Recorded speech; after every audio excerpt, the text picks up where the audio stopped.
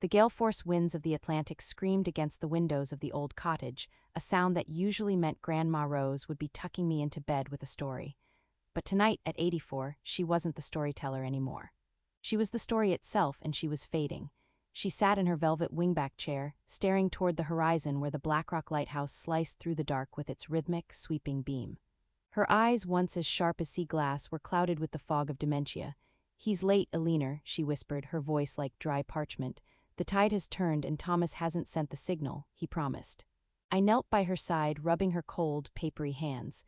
Grandpa Thomas has been gone for 50 years. He passed in the great storm of 74, remember." She turned to me then, a sudden, terrifying lucidity snapping into her gaze. It wasn't the look of a confused woman, it was the look of a woman who had been standing guard for half a century. "No, child, they told you he died. They told everyone he died because it was easier than the truth, but Thomas didn't drown. He stayed behind to keep a promise that cost him everything, and I let him do it." My heart hammered against my ribs. My grandfather was a local legend, the hero lighthouse keeper who went down with the light when the cliff collapsed. But the way Rose gripped my wrist made my skin crawl. She reached into the pocket of her heavy cardigan and pulled out a small, rusted iron key. It was cold, smelling of salt and ancient copper. "Under the floorboards in the lantern room," she gasped, her breathing becoming labored as the monitors in the room began to beep faster.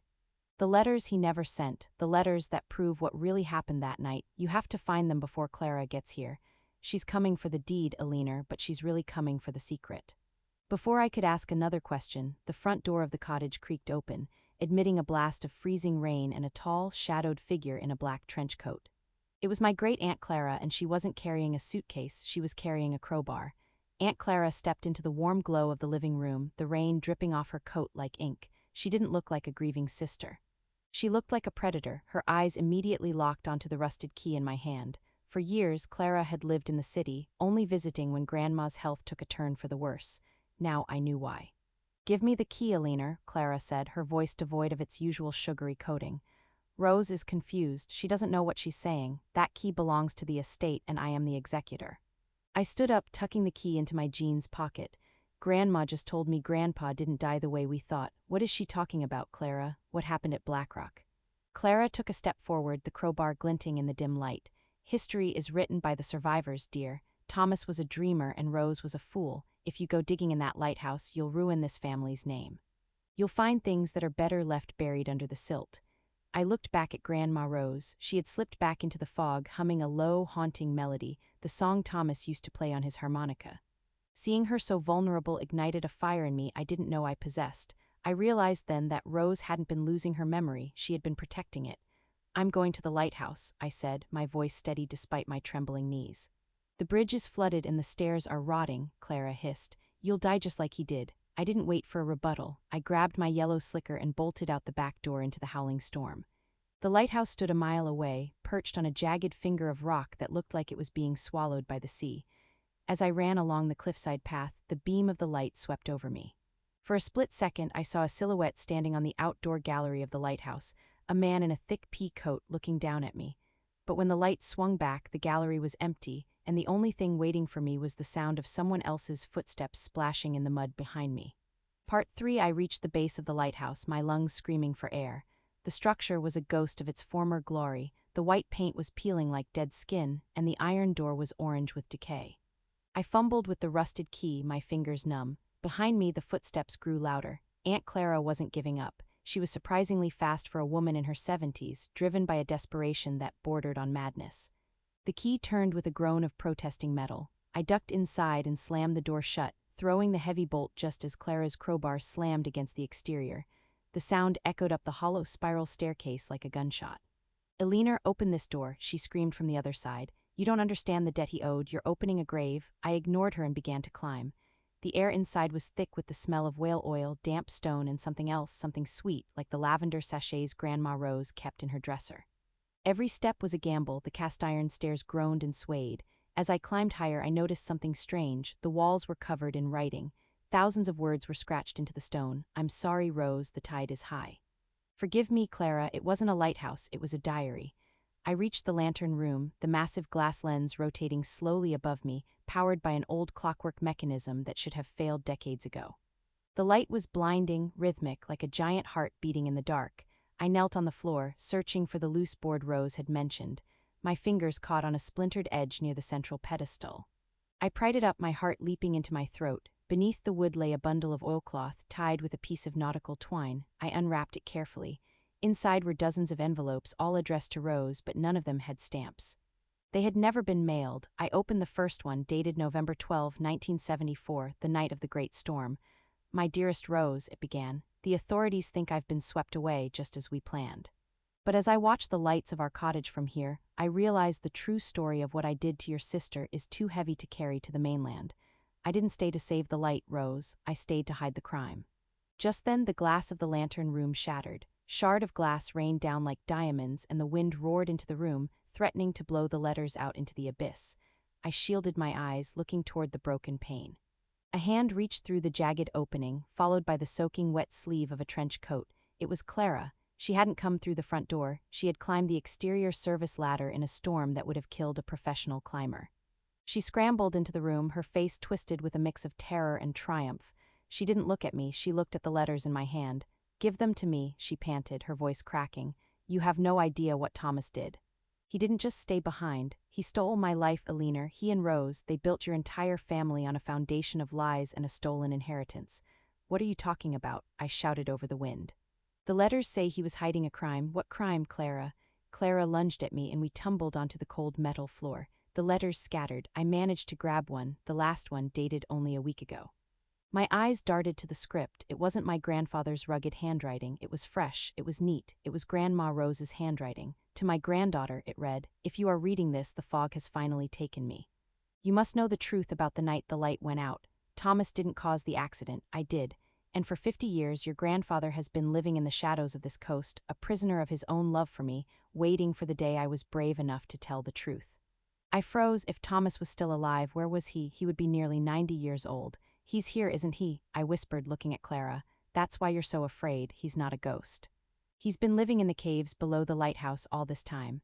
Clara's face went pale. She looked toward the trapdoor in the floor that led to the lower storage levels, the same trapdoor that was now slowly, creakingly opening from the other side. The trapdoor swung wide, and a figure emerged from the darkness of the lower shaft. He was bent with age, his hair a wild mane of white, and his skin was as weathered as the rocks themselves. He wore an old, tattered keeper's uniform that hung loosely on his frame, but it was his eyes that stopped my breath. They were the exact same shade of blue as mine.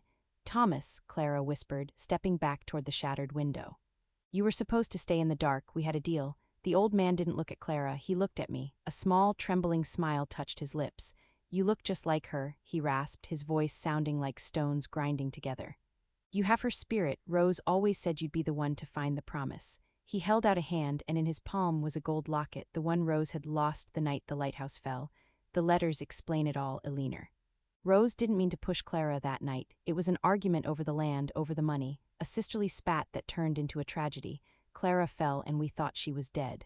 I faked my death to take the blame, to give Rose a chance to raise you and your father without the shadow of a prison cell. But Clara lived, I realized, looking at my aunt. "She lived," Thomas said, his voice hardening. "And she used our guilt to bleed us dry for 50 years. She's been the one keeping me in that cave, threatening to turn Rose in if I ever showed my face. But Rose's memory is gone now, Clara." The floor groaned again, a deep metallic scream that vibrated through the soles of my boots. The entire lantern room tilted 10 degrees to the east. Outside, I could hear the terrifying sound of the cliff face shearing off, tons of rock falling into the churning Atlantic below. "Clara, leave the letters," Thomas roared, his voice cutting through the wind. "The foundation is gone. This whole tower is going into the sea." But Clara was possessed. She was on her knees, scrambling across the tilting metal floor, grabbing the loose pages of Grandpa's unsent letters. To her, those papers weren't just memories, they were the only currency she had left. Without the secret, she was just an old woman who had spent 50 years being bitter in a cold town. "I won't let you win, Thomas," she shrieked. "I spent my youth in the shadow of your sacrifice. I deserve the estate, I deserve the recognition." I lunged for her, grabbing her coat to pull her toward the stairs, but the lighthouse gave another violent lurch. A massive crack spiderwebbed across the stone wall behind us. The central pedestal of the light began to grind against its gears, sparks flying as the massive glass lens threatened to topple over. "Eleanor, go." Thomas grabbed my shoulder, his grip surprisingly firm. "I'll get her. Get to the bridge before the path vanishes. I'm not leaving without both of you," I cried. Thomas looked at me, and for a second the decades of salt and sorrow seemed to wash away from his face. You already have the most important part of me, Ellie. You have the truth. Now save yourself so you can tell Rose I kept the light burning until the very end. He shoved me toward the spiral staircase just as the lantern room's ceiling began to cave in. I stumbled down the first few steps, looking back to see Thomas reaching for Clara's hand, not to take the letters but to save her life. The descent was a nightmare. The spiral staircase had become a vertical slide as the tower leaned further over the abyss. I braced my arms against the freezing stone walls, sliding and stumbling down the iron steps. Every time the lighthouse shifted, the sound was like a giant's bones breaking. I reached the bottom door and burst out into the storm. The path I had run across just an hour ago was gone. In its place was a jagged gap where the cliff had surrendered to the tide. The only way back to the mainland was a narrow, rusted maintenance pipe that ran alongside the old footbridge. I scrambled onto the pipe, my hands raw from the cold iron. I looked back at the Blackrock lighthouse. It looked like a broken finger pointing at the sky. Through the shattered glass of the lantern room, I saw the white beam flicker, then die.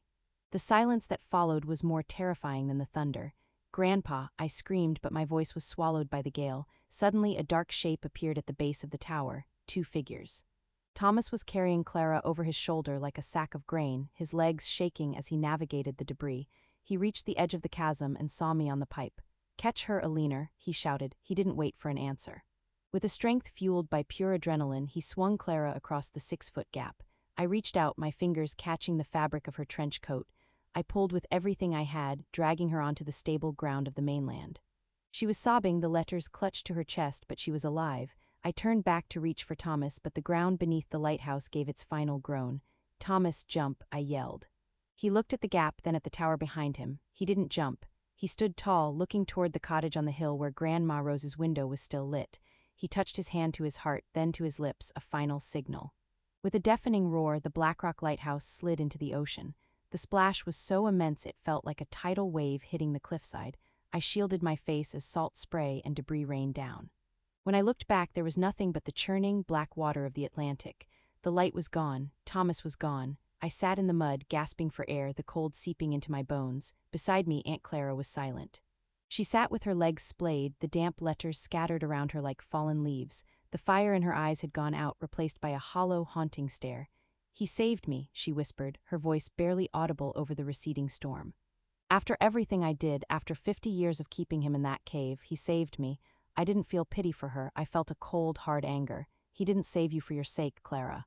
He saved you because that was his promise to Rose. He promised to take care of her family, even the parts that didn't deserve it." I stood up and began gathering the letters. They were soaked, the ink running in blue streaks, but the words were still there. The record of a man who had lived 50 years in total isolation to protect the woman he loved from a single moment of madness.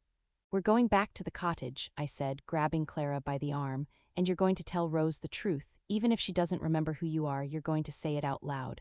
We walked back in a daze. The storm was breaking now, the clouds parting to reveal a sliver of a cold, indifferent moon.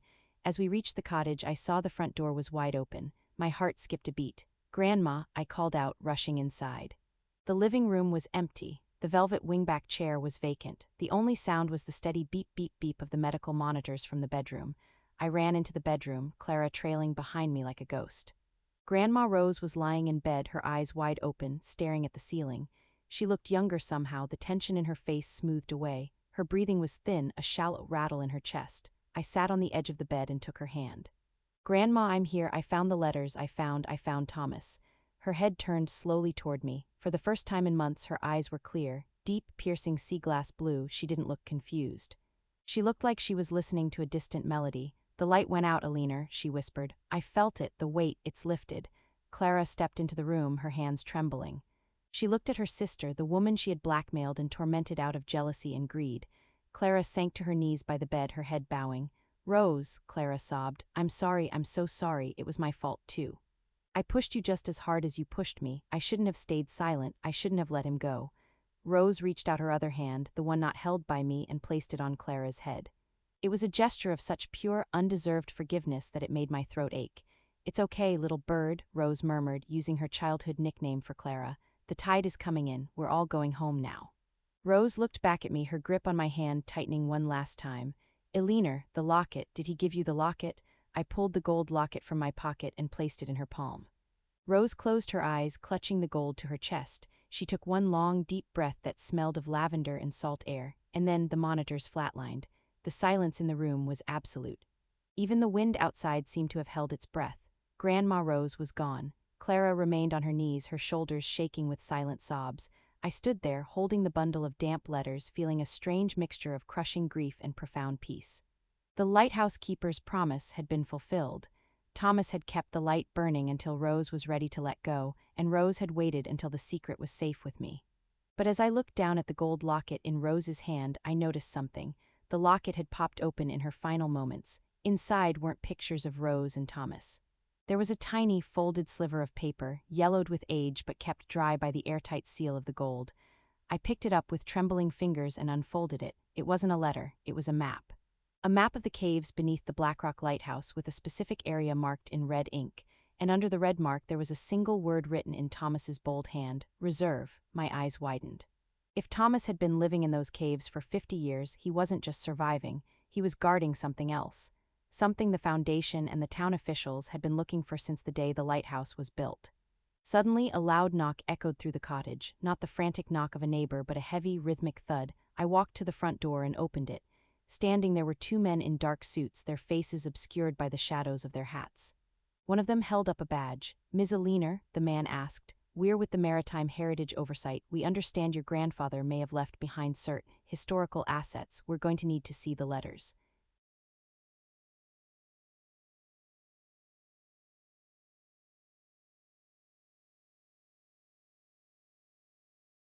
The two men stepped into the cottage without waiting for an invitation.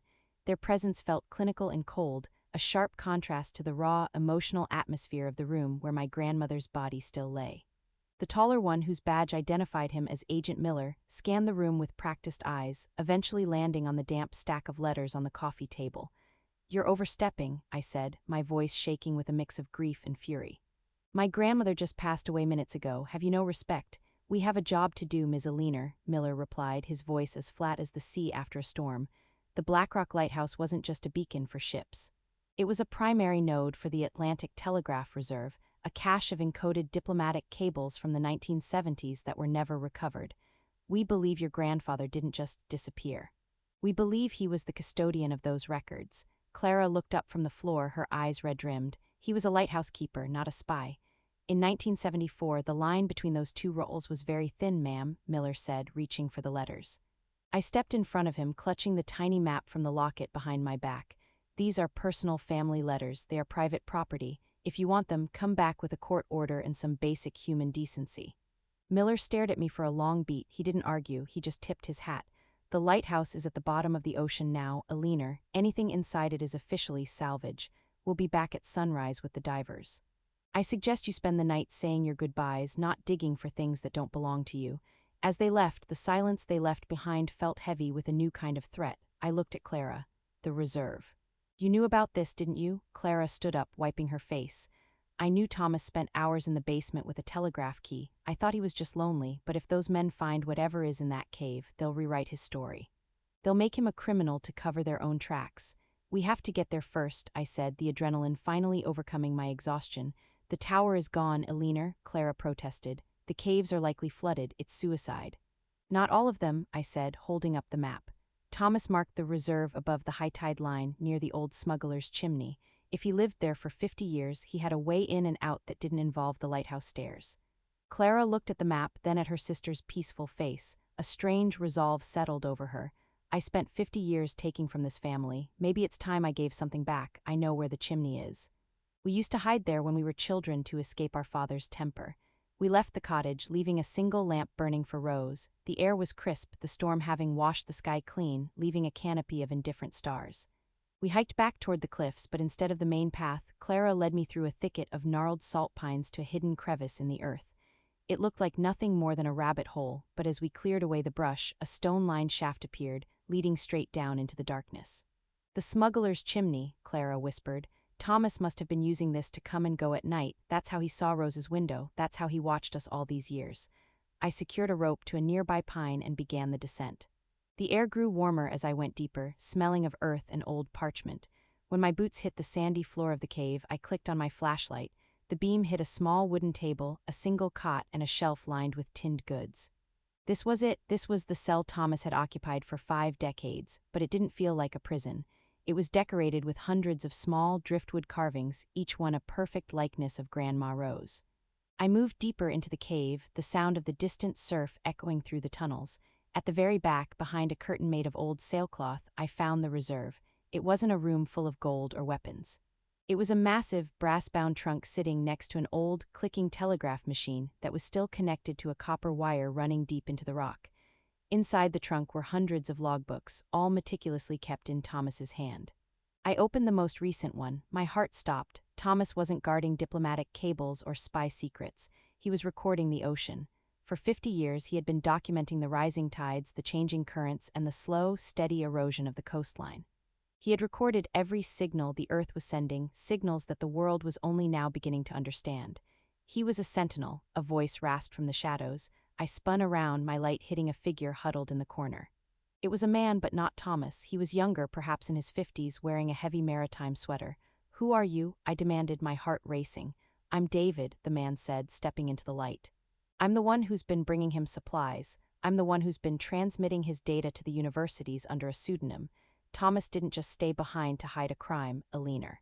He stayed because he realized Blackrock was the only place on the coast where you could hear the heartbeat of the Atlantic. He knew the cliff would fall. He's been predicting this storm since 1992. Where is he, David? I asked, a desperate hope rising in me. He was in the tower when it fell. He saved Clara, but David looked down at the floor. He knew the light had to go out for the secret to be found. He told me that once Rose started to forget, his watch was over. He didn't want to live in a world where she didn't know his name. David reached into the trunk and pulled out a final, sealed envelope.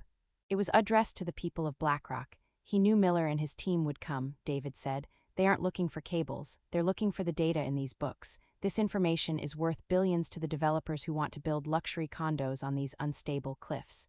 If this data gets out, the town is protected, but the reserve becomes public land. The government wants it buried so they can sell the coast.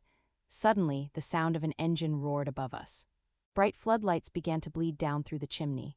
"They're here," Clara hissed from the top of the shaft. "Eleanor, they've got a crane, they're sealing the entrance." Miller's voice boomed down the shaft, distorted by a megaphone. "Eleanor, you are trespassing on a federal heritage site. We are sealing the chimney for public safety. Please exit with any salvage immediately, or we will be forced to assist you." "They're going to bury the books," David said, his eyes wide. "They'll fill this place with concrete and call it a safety measure. 50 years of Thomas's life, gone." I looked at the telegraph machine. It was ancient, but the light was green.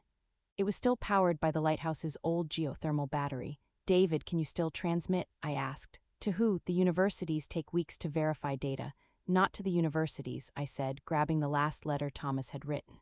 "To the town, the local radio station. Old Man Murphy still runs the ham radio in his basement. He's been waiting for a signal from the Blackrock light for 50 years.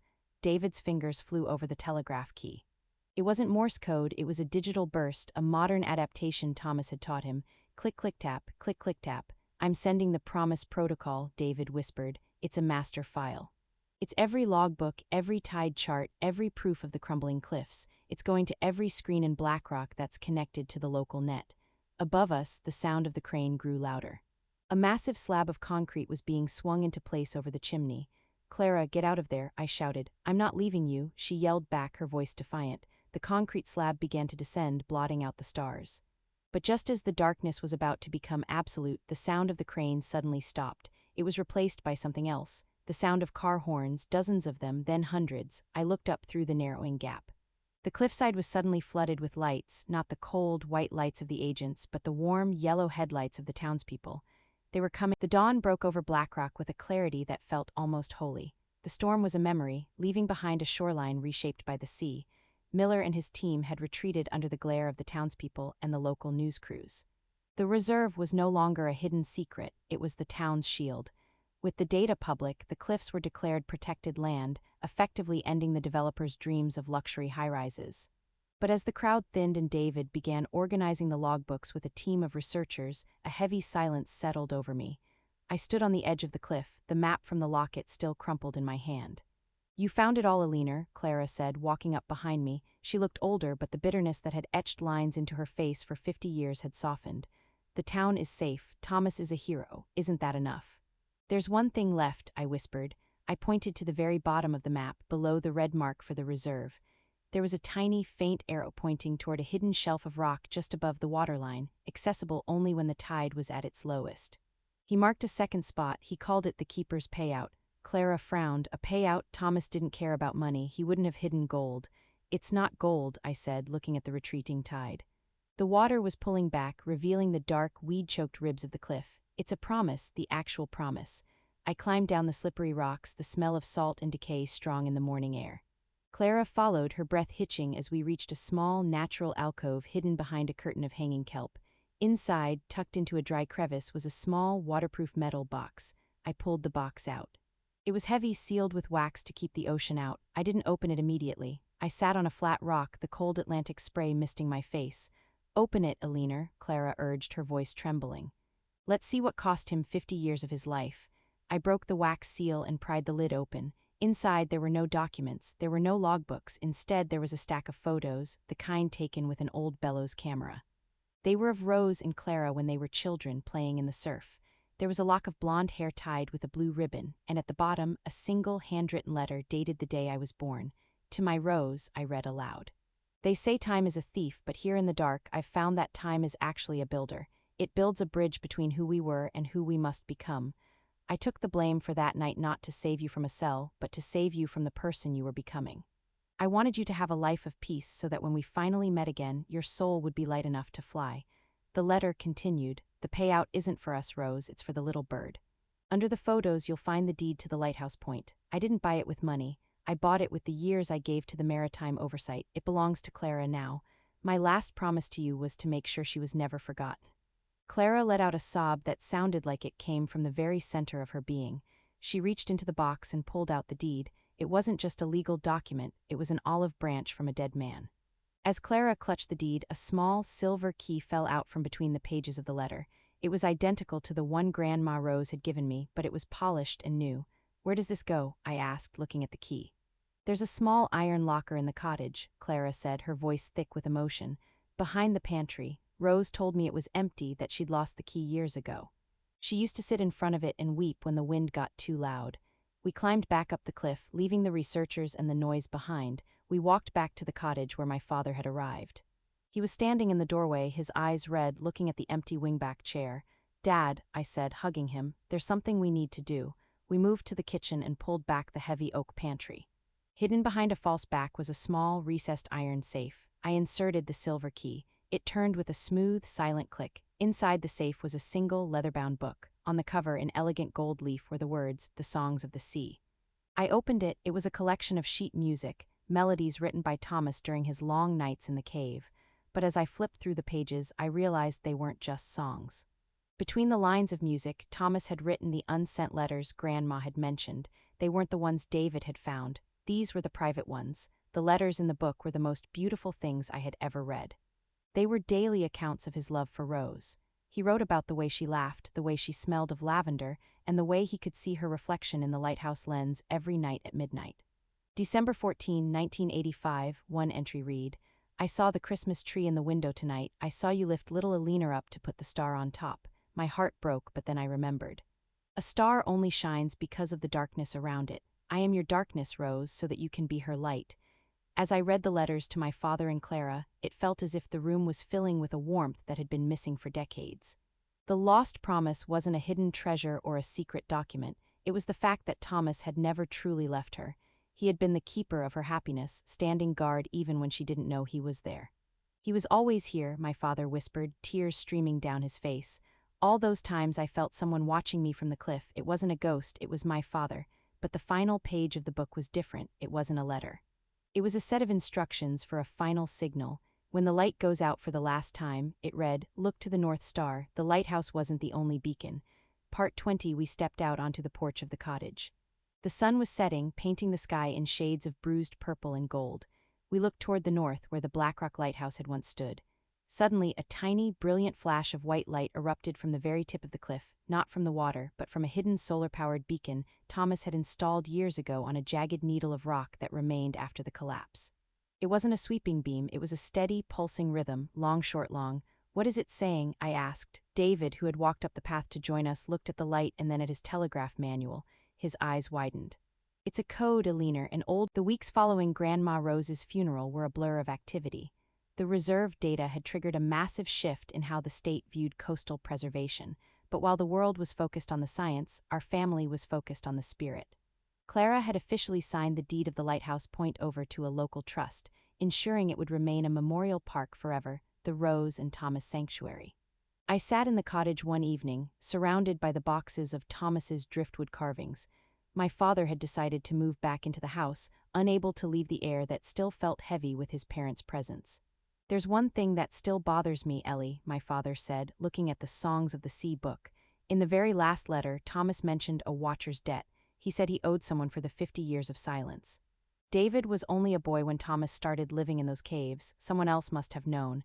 I thought back to the agents, Miller and his team. They had been so certain, so specific. They hadn't just been guessing. I turned to the back of the book, looking for a name. I found a list of dates and small payments made to a local post office box. The box belonged to the town's retired sheriff, a man who had led the search for Thomas back in 1974. Sheriff Miller, the father of the agent who had tried to seal the cave.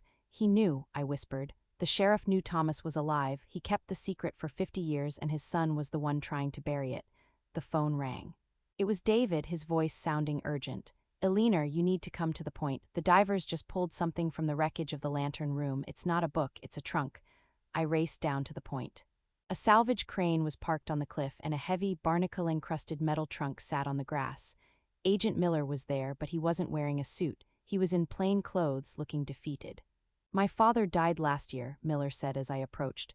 "He left me a key and a confession. He said he couldn't live with the fact that he'd helped a man die to save a woman from a mistake.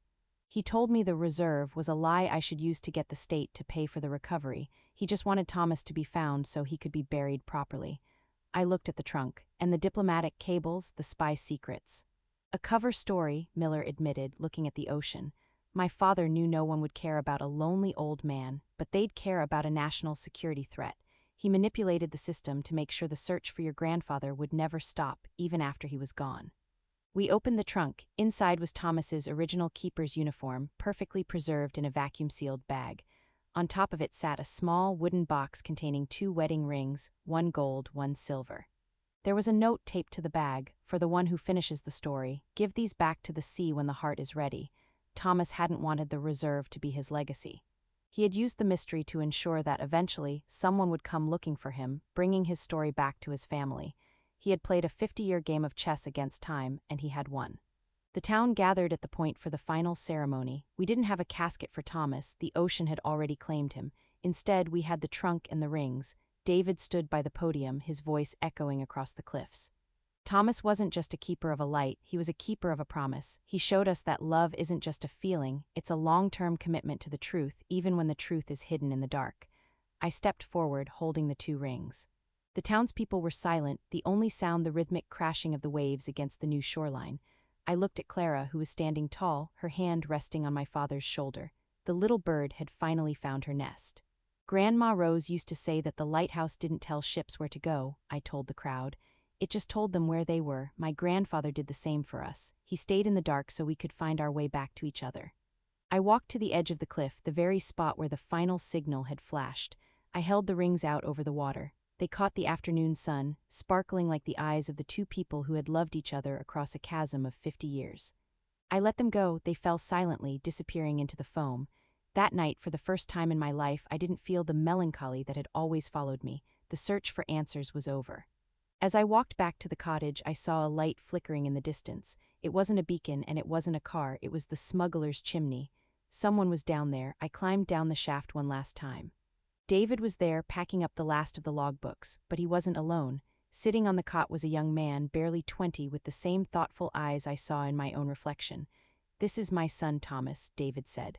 "He's a student of oceanography. He wants to continue the work. He wants to be the new sentinel of Blackrock." The young Thomas looked at me and smiled. My dad told me the story. He said the reserve isn't just about the past. It's about the future. The tides are still rising, Eleanor. Someone has to keep watching. I realized then that the lighthouse keeper's promise wasn't a closed book, it was a living thing. The love between Rose and Thomas had created a ripple effect that had saved a town, redeemed a sister, and inspired a new generation to watch over the world. I handed the Songs of the Sea book to the young Thomas. "Keep the music going," I said, "and never let the light go out, even if you're the only one who can see it." I stood on the porch of the cottage, watching the sunrise over the Atlantic. The Blackrock lighthouse was gone, but the horizon didn't feel empty. Aunt Clara had turned the old boathouse into a gallery where she displayed Thomas's driftwood carvings. She had become the town's most beloved storyteller, telling the true story to every child who passed by. My father spent his days in the garden, planting lavender that smelled so strong it reached the cliffs. I looked at the gold locket around my neck. It was empty now, the map and the note removed, but it felt heavier than ever, weighted with the beauty of a life well lived. The moral of the story is this: the greatest promises aren't the ones made in the light, but the ones kept in the dark. True love doesn't require an audience, it only requires a witness. We are all keepers of some light.